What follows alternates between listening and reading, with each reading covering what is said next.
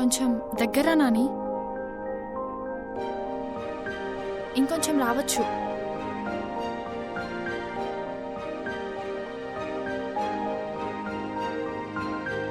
ఏమైనా చెప్పాలనుకుంటున్నావు నాని? దేని గురించి ఏందో? నీకు తెలీదా నాని? నువ్వు దేని గురించి మాట్లాడుతున్నావు నాకు అర్థం కావట్లేదు. నేను రేపు ఖమ్మం వెళ్ళిపోతున్నా. మళ్ళీ ఎప్పుడు వస్తావు? ఏమో తెలీదు. అయినా ఎందుకు రావాలి? ఎవరి కోసం రావాలి?